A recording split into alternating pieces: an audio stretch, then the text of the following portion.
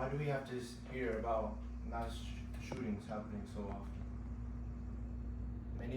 Many victims and their families mourn and suffer due to this reasoning.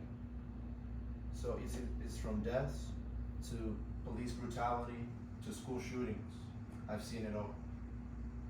So in this speech, I will talk about how mass shootings has affected us around the world, well, around this country, how gun ownership is being misused, and the third one is how it has a negative impact around this country.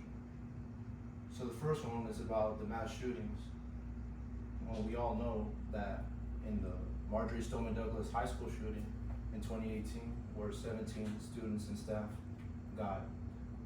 were killed because of this gun violence going on. And establish the point number 2, which is about the gun ownership, how it's being misused. Many people don't purchase all these firearms and they don't store it safely. And then this is where the quote comes in from David Frum.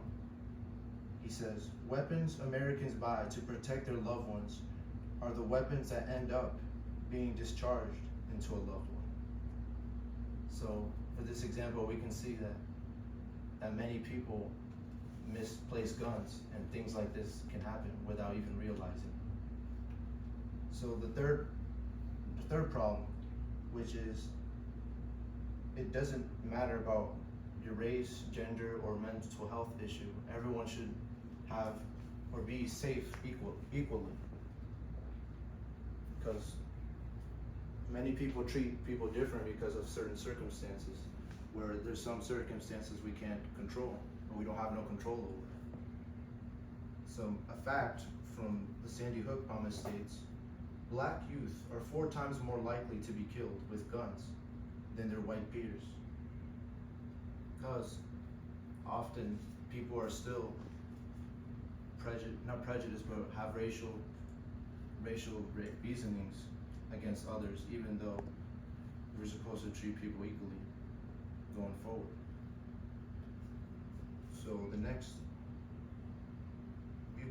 the opposing viewpoint, because I have to also say the opposing side as well, not my side of it, is that guns do not kill people. People kill people because it's the attitude that a person has that there needs to change to turn into a positive one. And a quote from according to the Bible, it says, "The problem of killing people won't seek a solution by merely removing guns from the hands of the intent or murder. And God created us to be peaceful with one another, not to go out in the country and cause the gun violence." So the second opposing viewpoint is people say that it violates the Second Amendment, which says the right to bear arms. But it doesn't mean that it's restricting all the right of that Second Amendment, because there can still be things done to regulate the gun control, such as having background checks, training and licensing those that are seeking to purchase the gun, to make them have a permit. Because some people don't have a permit or don't know how to use guns, and they still proceed to try. So the opposing viewpoint number 3 is that people may argue that guns is used for protection, but things can still get out of reach because some people don't know how to use the guns effectively, as I said again. And then the call to action, gun violence can be regulated. But this gun control can be restricted with the training and the background checks again. And the slogan, if you see something, say something, it doesn't only apply to schools, it applies to the workplace, stores, and anywhere that people go on a daily basis. And in conclusion, it was learned that gun ownership being misused can cause mass shootings. And that, again, if you see something, say something.